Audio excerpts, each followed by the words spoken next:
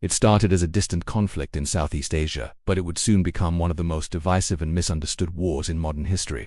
This was a war without clear battle lines, fought not just in dense jungles and remote villages, but in the hearts and minds of people across the globe. How did a struggle for independence in a small corner of the world escalate into a superpower showdown that defined a generation? This is the story of how the Vietnam War began. To understand this conflict, we have to go back to the end of World War II. For nearly a century, Vietnam had been under French colonial rule. But the end of the global war ignited a powerful flame of nationalism. The Vietnamese people, led by figures like Ho Chi Minh, were determined to achieve independence. They had fought against the Japanese occupation during the war, and now they had no intention of simply handing their country back to the French. The desire for a free, unified Vietnam was stronger than ever. However, the world was rapidly changing. The ashes of World War II gave rise to a new kind of global conflict, the Cold War. This was an ideological battle between two superpowers, the United States and the Soviet Union, and their respective allies. The US championed capitalism and democracy, while the Soviets promoted communism. Suddenly, every regional conflict, every independence movement, was seen through this lens. Vietnam was no exception. It wasn't just a colony fighting for freedom anymore. It was now a potential domino in a global chess match. The United States, fearing the spread of communism in Asia, began to support France's efforts to regain control of its former colony, setting the stage for a much larger confrontation. The French, despite American support, found themselves unable to defeat the determined Vietnamese nationalist forces, known as the Viet Minh. The final blow came in 1954 at the Battle of Dien Bien Phu. After a grueling 56-day siege, the French garrison surrendered.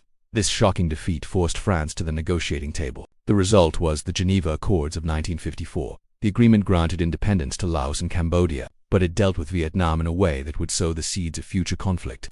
Instead of creating a single, unified country, the accords temporarily divided Vietnam at the 17th parallel.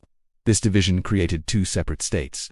In the north, there was the Democratic Republic of Vietnam, a communist state led by Ho Chi Minh and backed by the Soviet Union and China. In the south, there was the state of Vietnam, later the Republic of Vietnam, an anti-communist state supported primarily by the United States.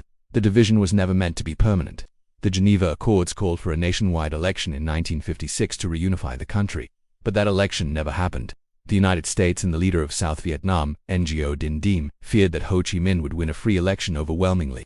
They believed a unified communist Vietnam was unacceptable. So, they refused to hold the vote. The temporary dividing line hardened into a heavily guarded border, and the two Vietnams drifted further apart, their mutual distrust growing into open hostility. At the heart of America's policy was a concept that dominated its foreign relations for decades, the domino theory. President Eisenhower famously articulated this idea, suggesting that if one country in a region fell to communism, the surrounding countries would inevitably topple one after another, like a row of dominoes. Southeast Asia was seen as particularly vulnerable. Following the communist takeover of China in 1949 and the stalemate in the Korean War, American policymakers were convinced that they had to draw a line in the sand. Vietnam was that line. To prevent the domino of South Vietnam from falling, the United States began to invest heavily in building it into a viable anti-communist nation. This involvement started small. President Eisenhower sent the first American military advisors in the mid-1950s. Their official mission was to train the South Vietnamese army not to fight. Under President John F. Kennedy, the number of these advisors grew from a few hundred to over 16,000. They were still not considered combat troops, at least not officially, but as they embedded with South Vietnamese units, they were increasingly drawn into skirmishes. The line between advising and fighting began to blur. At home, the American public was largely unaware of the deepening commitment. It wasn't called a war yet. It was a mission to help a young nation defend itself. But on the ground in Vietnam, the conflict was steadily escalating. By the early 1960s, the situation in South Vietnam was deteriorating rapidly. The government of Ngo Dinh Diem was corrupt, repressive, and deeply unpopular, especially in the countryside. His policies alienated the majority Buddhist population and fueled support for the communist insurgency in the south. This insurgency, known as the Viet Cong, was supplied and directed by North Vietnam. They were masters of guerrilla warfare.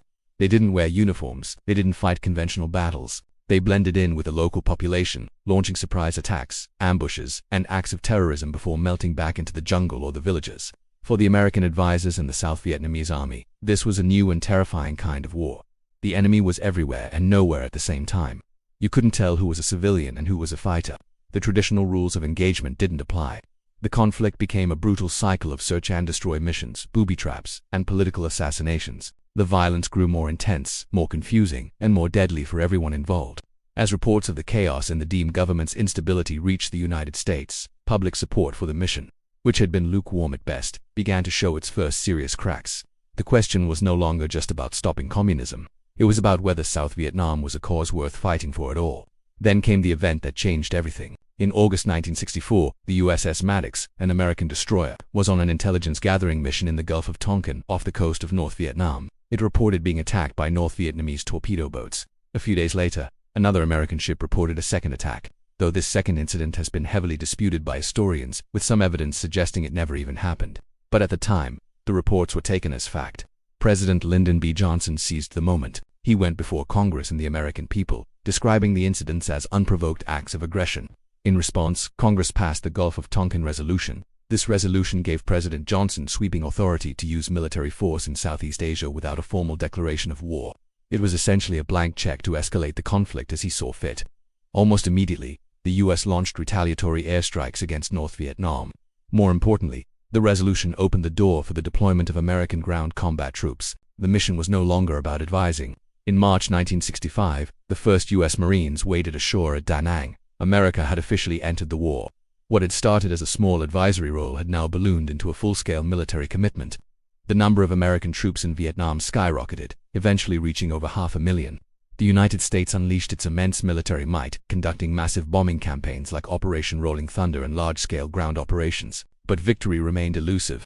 The Viet Cong and the North Vietnamese army proved to be a resilient and determined foe. They were fighting on their home turf, for a cause they deeply believed in, the reunification of their country. The war dragged on, year after year, with no end in sight.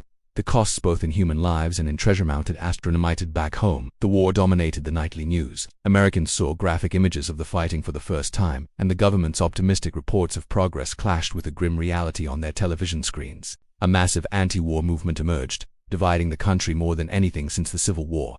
Vietnam became a symbol of the limits of American power, and the tragic consequences of the Cold War's ideological crusade. The Vietnam War's legacy is profound and complex. It fundamentally changed how Americans view their government, the media, and their country's role in the world.